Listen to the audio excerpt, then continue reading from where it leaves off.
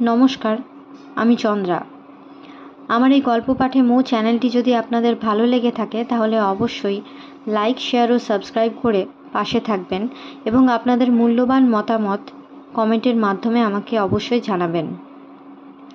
আজকে পাঠ করছি শ্রী বিভূতিভূষণ বন্দ্যোপাধ্যায়ের অপরাজিত। শুরু করছি।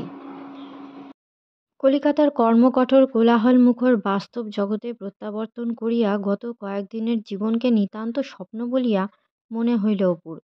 এ কথা কি সত্য? গত শুক্রবার বৈশাখী পূর্ণিমার শেষ রাত্রে সে অনেক দূরের নদী তীরবর্তী এক অজানা গ্রামের অজানা গৃহস্থ বাটির মেয়েকে বলিয়াছিল, আমি এবছর যদি আর না আসি অপর্ণা।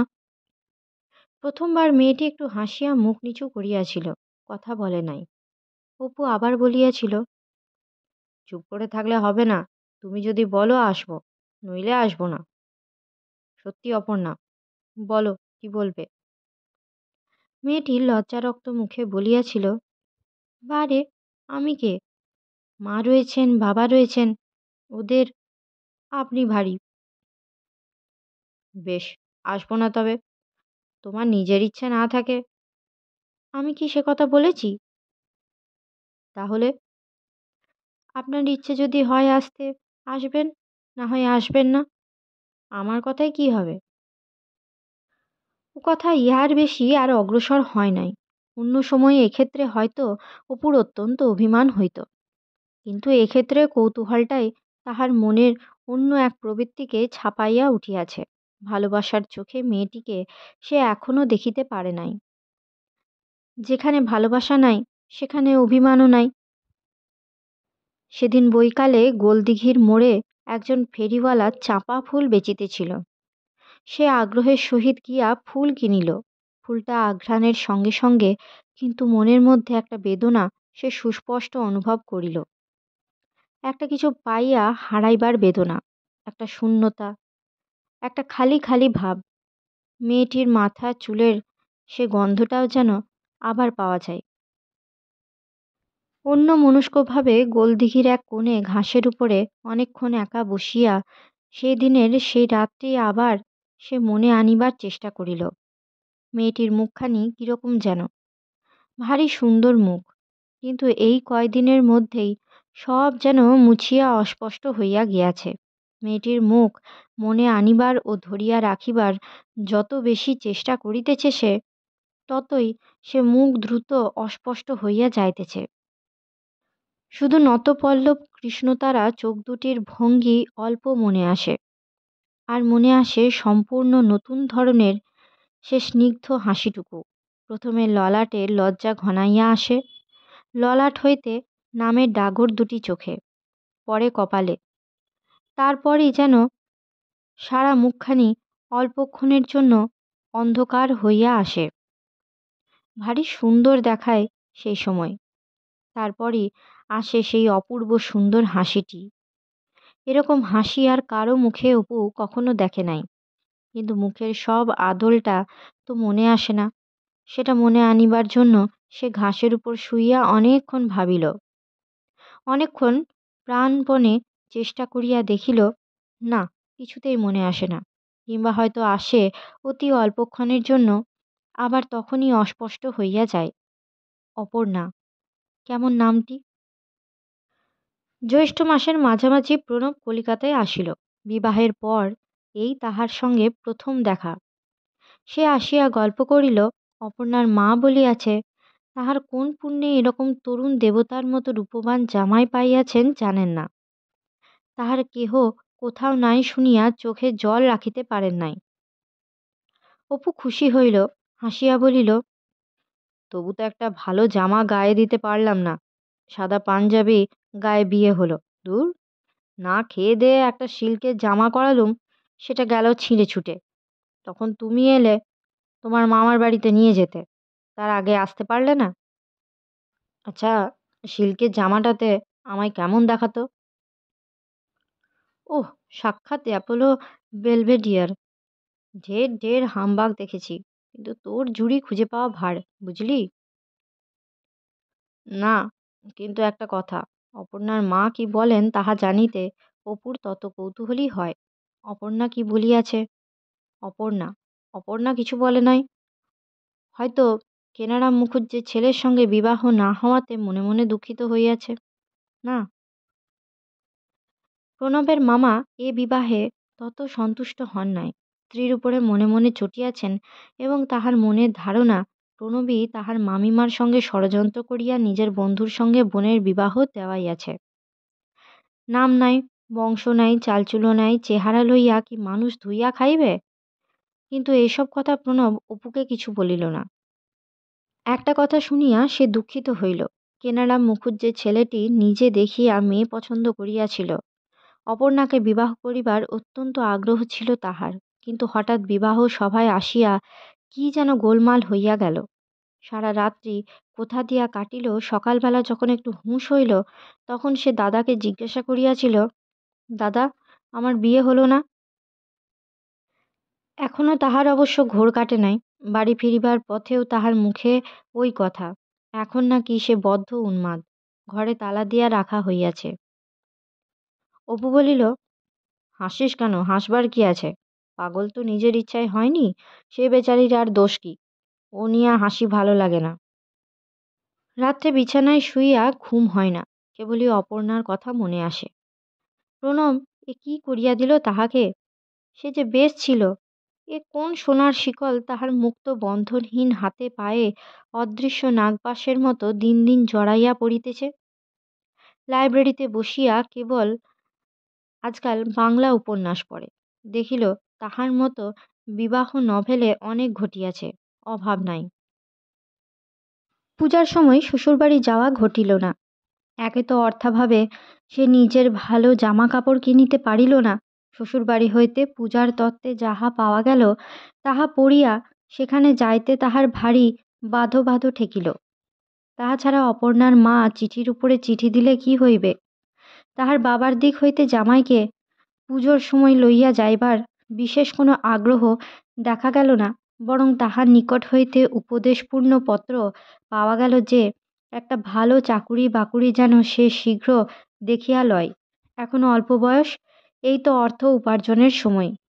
এখন আলস্য ও ব্যসনে কাটাইলে, এমনি ধরনের নানা কথা এখানে বলা আবশ্যক।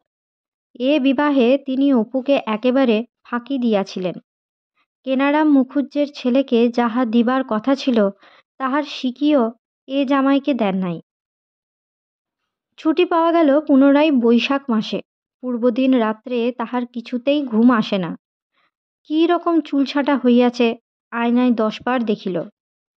ওই সাদা পাঞ্জাবিতে তাহাকে ভালো মানায় না, এই তসরে কোটাটাতে মানায় ভালো।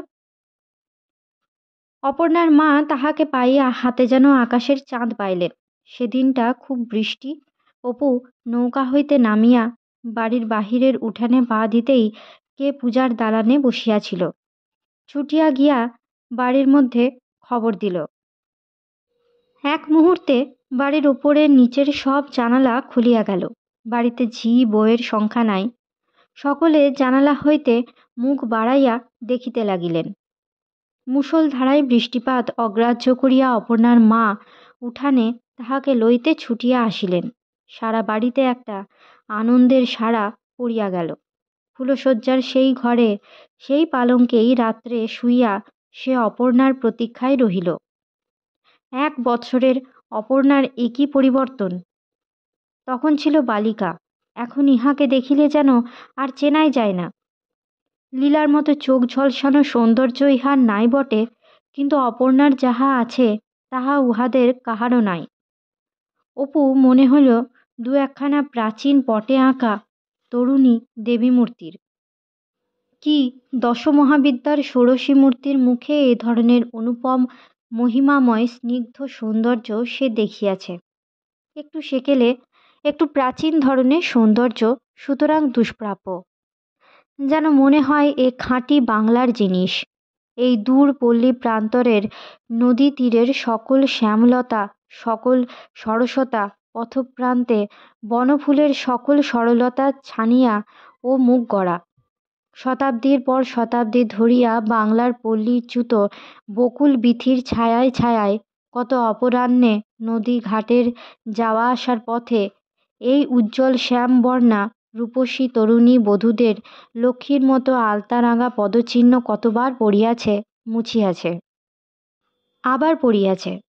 ইহাদেরই স্নেহ প্রেমের দুঃখ সুখের কাহিনী বেহুলা লক্ষিন্দরের গানে, ফুল্লরার 12 মাসায়, সুবচনের ব্রতকথায়, বাংলার বৈষ্ণব কবিদের রাধিকার রূপ বর্ণনায়, পাড়াগাঁয়ের ছড়ায়, উপকথায়, সুয়োরানী দুয়োরানীর গল্পে।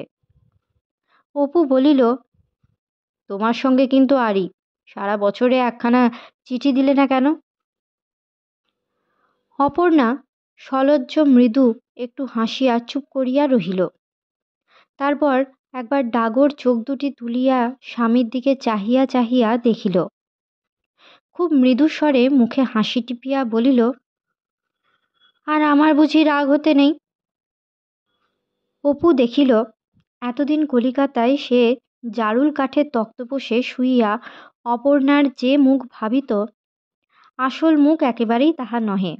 ঠিক এই অনুপম মুখই সে দেখিয়াছিল বটে ফুলশয্যার রাত্রে। এমন ভুলও হয়? পুজোর সময় আসেনি তাই তুমি ভাবতে কি না? ওসব মুখের কথা, ছাই ভাবতে। না গো না, মা বললেন তুমি আসবে ষষ্ঠীর দিন। ষষ্ঠী গেল, পুজো গেল, তখনও মা বললেন তুমি একাদশীর পর আসবে। আমি। অপর্ণা হঠাৎ থামিয়া গেল, অল্প একটু চাহিয়া চোখ নিচু করিল। অপু আগ্রহের সুরে বলিল, তুমি কি বললে না? অপর্ণা বলিল, আমি জানি নে, বলবো না। অপু বলিল, আমি জানি আমার সঙ্গে বিয়ে হওয়াতে তুমি মনে মনে। অপর্ণা স্নেহপূর্ণ তিরস্কারের সুরে ঘাড় বাঁকাইয়া বলিল, আবার ওই কথা, ওসব কথা বলতে আছে, ছি, বলো না। তা কই, তুমি খুশি হয়েছ? এ কথা তো তোমার মুখে শুনিনি অপর্ণা। অপর্ণা হাসি মুখে বলিল, তারপর কতদিন তোমার সঙ্গে আমার দেখা হয়েছে গো শুনি? সেই আর বছর বসেক আর এ বসেকে। আচ্ছা বেশ, এখন তো দেখা হলো, এখন আমার কথা উত্তর দাও। অপর্ণা কি একটা হঠাৎ মনে পড়িবার ভঙ্গিতে তাহার দিকে চাহিয়া আগ্রহের সুরে বলিল, তুমি নাকি যুদ্ধে যাচ্ছিলে, ফুলুদা বলছিল, সত্যি? যাইনি, এবার ভাবছি যাব, এখান থেকে গিয়েই যাব। অপর্ণা ফিক করিয়া হাসিয়া বলিল, আচ্ছা থাকবো, আর রাগ করতে হবে না। আচ্ছা, তোমার কথার কি উত্তর দেব বলো তো? ওসব আমি মুখে বলতে পারবো না। আচ্ছা, যুদ্ধ কাদের মধ্যে বেঁধেছে জানো? ইংরেজের সঙ্গে আর জার্মানির সঙ্গে। আমাদের বাড়িতে বাংলা কাগজ আসে, আমি পড়ি যে। অপর্ণা রূপার ডিবাতে পান আনিয়াছিল, খুলিয়া বলিল, পান খাবে না? বাহিরে এক পশলা বৃষ্টি হইয়া গেল, এতটুকু গরম নাই। ঠান্ডা রাত্রির ভিজা মাটির সুগন্ধে ঝিরঝিরে দক্ষিণ হাওয়া ভরপুর। একটু পরে সুন্দর জ্যোৎস্না উঠিল। অপু বলিল, আচ্ছা অপর্ণা, চাঁপা ফুল পাওয়া যায় তো কাউকে কাল বলো না, বিছানায় রেখে দেবে।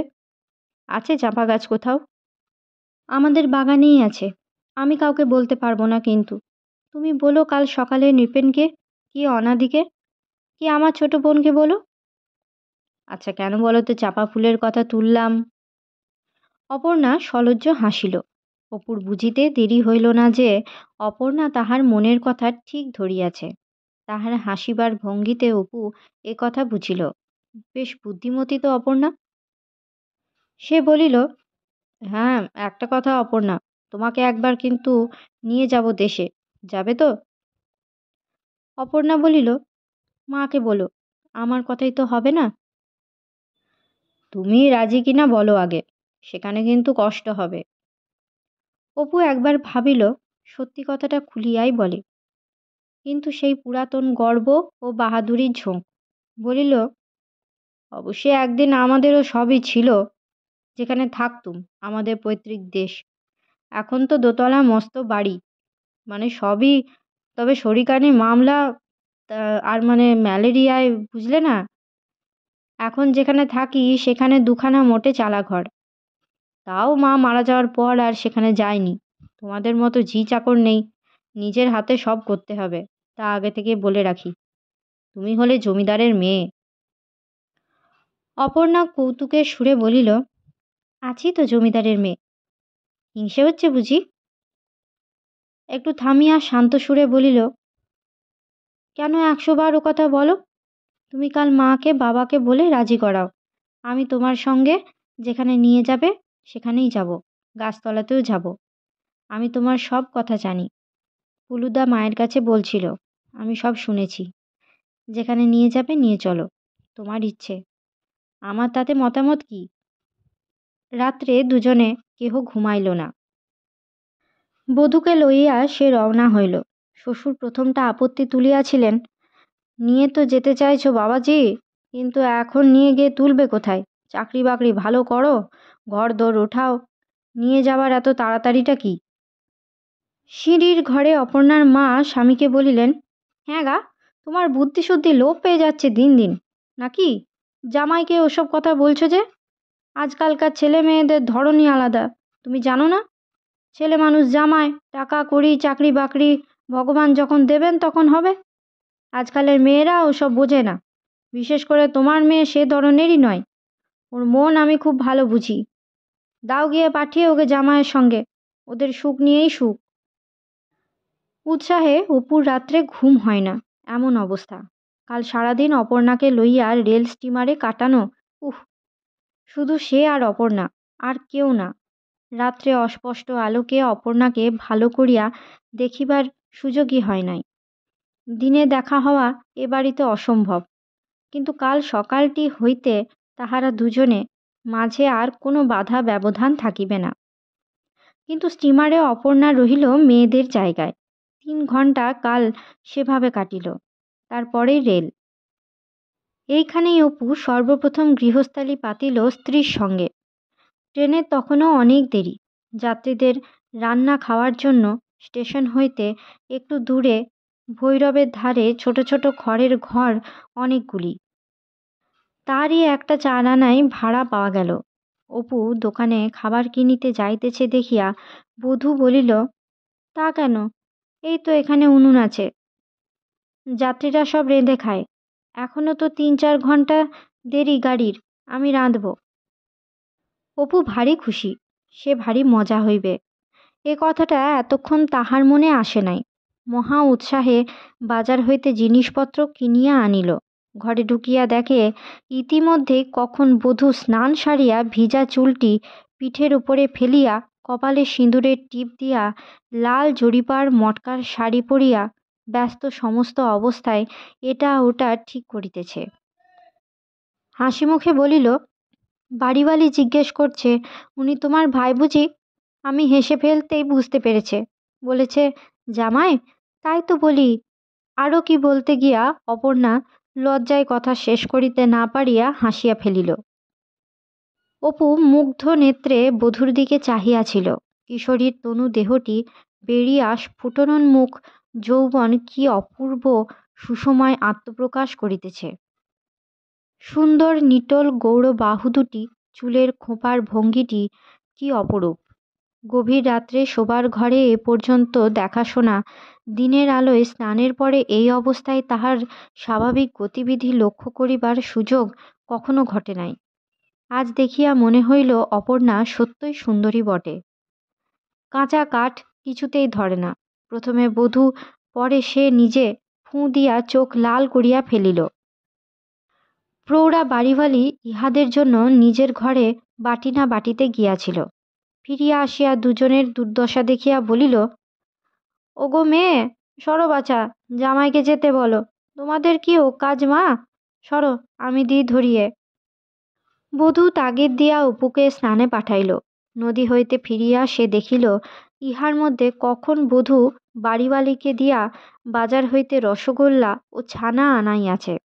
রেকাবিতে পেঁপে কাটা, খাবার ও গ্লাসে নেবুর রস মিশানো চিনির শরবত। অপু হাসিয়া বলিল, উহ, ভারী গিন্নিপনা যে। আচ্ছা, তরকারিতে নুন দেওয়ার সময় গিন্নিপনার দৌড়টা একবার দেখা যাবে। অপর্ণা বলিল, আচ্ছা গো দেখো। পরে ছেলে মানুষের মতো ঘাড় দুলাইয়া বলিল, ঠিক হলে কিন্তু আমায় কি দেবে?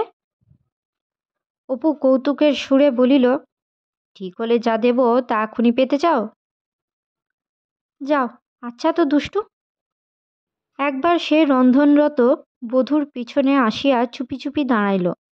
দৃশ্যটা এত নতুন, এত অভিনব ঠেকিতেছিল তাহার কাছে। এই সুঠাম সুন্দরী পরের মেয়েটি তাহার নিতান্ত আপনার জন, একমাত্র পৃথিবীতে আপনার জন।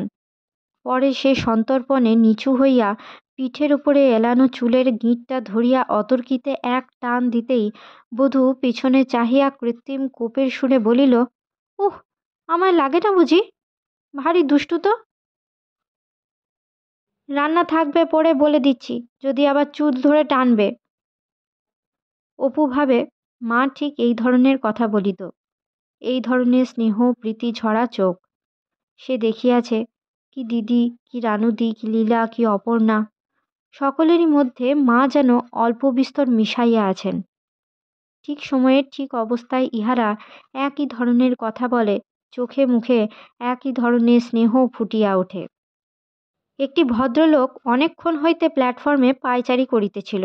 ট্রেনে উঠিবার কিছু পূর্বে অপু তাহাকে চিনিতে পারিল। দেওয়ানপুরের মাস্টার সেই সত্যেনবাবু। অপু থার্ড ক্লাসে পড়িবার সময়ই ইনি আইন পাশ করিয়া স্কুলের চাকুরি ছাড়িয়া চলিয়া গিয়াছিলেন। আর কখনো দেখা হয় নাই। পুরাতন ছাত্রকে দেখিয়া খুশি হইলেন, অনেক জিজ্ঞাসাবাদ করিলেন। অন্যান্য ছাত্রদের মধ্যে কে কি করিতেছে শুনিবার আগ্রহ দেখাইলেন। তিনি আজকাল পাটনা হাইকোর্টে ওকালতি করিতেছেন। চালচলন দেখিয়া অপুর মনে হইল বেশ 2 পয়সা উপার্জন করেন। তবুও বলিলেন, পুরনো দিনই ছিল ভালো, দেওয়ানপুরের কথা মনে হইলে কষ্ট হয়। ট্রেন আসিলে তিনি সেকেন্ড ক্লাসে উঠিলেন। অপর্ণাকে সব ভালো করিয়া দেখাইবার জন্য শিয়ালদহ স্টেশনে নামিয়া অপু একখানা ফিটন গাড়ি ভাড়া করিয়া খানিকটা ঘুরিল। অপু একটা জিনিস লক্ষ্য করিল, অপর্ণা কখনো কিছু দেখে নাই বটে, কিন্তু কোনো বিষয়ে কোনো অশোভন ব্যগ্রতা দেখায় না। ধীর স্থির সংযত বুদ্ধিমতী। এই বয়সেই চরিত্রগত একটা কেমন সহজ গাম্ভীর্য, যাহার পরিণতি সে দেখিয়াছে ইহারই মায়ের মধ্যে। উছলিয়া পড়া মাতৃত্বের সঙ্গে চরিত্রের সে কি দৃঢ় অটলতা। মনসাপতা পৌঁছিতে সন্ধ্যা হইয়া গেল। অপু বাড়ি ঘরের বিশেষ কিছু ঠিক করে নাই, কাহাকেও সংবাদ দেয় নাই, কিছু না, অথচ হঠাৎ স্ত্রীকে আনিয়া হাজির করিয়াছে। বিবাহের পর মাত্র একবার এখানে 2 দিনের জন্য আসিয়াছিল। বাড়িঘর অপরিষ্কার, রাত্রিবাসের অনুপযুক্ত। উঠানে ঢুকিয়া পেয়ারা গাছটার তলায় সন্ধ্যার অন্ধকারে বধূ দাঁড়াইয়া রহিল। অপু গরুর গাড়ি হইতে তোরঙ্গ ও কাঠের হাত বাক্সটা নামাইতে গেল। উঠানের পাশের জঙ্গলে নানা পতঙ্গ পুষ্কর করিয়া ডাকিতেছে। ঝোপে ঝোপে জোনাকির ঝাঁক জ্বলিতেছে। কেহ কোথাও নাই। কেহ তরুণ দম্পতিকে সাদরে বরণ ও অভ্যর্থনা করিয়া ঘরে তুলিয়া লইতে ছুটিয়া আসিল না। তাহারাই দুজনে টানাটানি করিয়া নিজেদের প্যাটরা তোরঙ্গ মাত্র দেশলাইয়ের কাঠির আলোর সাহায্যে ঘরের দাওয়ায় তুলিতে লাগিল। সে আজ কাহাকেও ইচ্ছা করিয়াই খবর দেয় নাই। ভাবিয়াছিল, মা যখন বরণ করে নিতে পারলেন না আমার বউকে, অত সাধ ছিল মায়ের, তখন আর কাউকে বরণ করতে হবে না। ও অধিকার আর কাউকে বুঝি দেব? অপর্ণা জানিত তাহার স্বামী দরিদ্র, কিন্তু এরকম দরিদ্র তাহা সে ভাবে নাই। তাহাদের পাড়ার নাপিত বাড়ির মতো নিচু ছোট চালাঘর। দাওয়ার একধারে গরু বাছুর উঠিয়া ভাঙিয়া গিয়াছে। ছাঁচতলায় কাঁই বিচি ফুটিয়া বর্ষার জলে চারা বাহির হইয়াছে। এক স্থানে খড় উড়িয়া চালের বাখারি ঝুলিয়া পড়িয়াছে। বাড়ির চারিধারে কি পোকা একঘেয়ে ডাকিতেছে। এরকম ঘরে তাহাকে দিন কাটাইতে হইবে। অপর্ণার মন দমিয়া গেল। কি করিয়া থাকিবে সে এখানে? মায়ের কথা মনে হইল, খুড়িমাদের কথা মনে হইল, ছোট ভাই বিনুর কথা মনে হইল। কান্না ঠেলিয়া বাহিরে আসিতে চাহিতেছিল। সে মরিয়া যাইবে এখানে থাকিলে। অপু খুঁজিয়া পাতিয়া একটা লণ্ঠন জ্বালিল। ঘরের মাটির মেঝেতে পোকায় খুঁড়িয়া মাটি জড়ো করিয়াছে। তক্তপোষের একটা বাঁশ ছাড়িয়া তাহার উপর অপর্ণাকে বসাইল। সবে অপর্ণাকে অন্ধকার ঘরে বসাইয়া লণ্ঠনটা হাতে বাহিরে হাত বাক্সটা আনিতে গেল, অপর্ণার গা ছমছম করিয়া উঠিল অন্ধকারে। পরক্ষণেই অপু নিজের ভুল বুঝিয়া আলো হাতে ঘরে ঢুকিয়া বলিল, দেখো কাণ্ড, তোমাকে একা অন্ধকারে বসিয়ে রেখে, থাক লণ্ঠনটা এখানে। অপর্ণার কান্না আসিতেছিল। আধ ঘন্টা পরে ঝাড়িয়া ঝুড়িয়া ঘরটা একরকম রাত্রি কাটানোর মতো দাঁড়াইল। কি খাওয়া যায় রাত্রে? রান্নাঘর ব্যবহারের উপযোগী নাই তো বটেই, তাছাড়া চাল ডাল কাঠ কিছুই নাই। অপর্ণা তোরঙ্গ খুলিয়া একটা পুঁটুলি বার করিয়া বলিল, ভুলে গিয়েছিলাম তখন, মা নাড়ু দিয়েছিলেন এতে বেঁধে, অনেক আছে, এই খাও। অপু অপ্রতিভ হইয়া পড়িয়াছিল। সংসার কখনো করে নাই, এই নতুন, নিতান্ত আনাড়ি।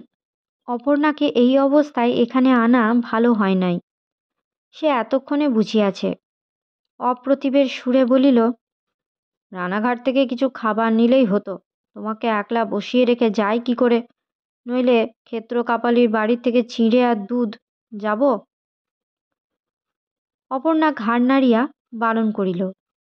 আজকের মতো গল্প পাঠ এই পর্যন্ত। পরবর্তী অংশ নিয়ে আসবো পরবর্তী ভিডিওতে। সকলে ভালো থাকবেন, সুস্থ থাকবেন এবং পাশে থাকবেন। নমস্কার।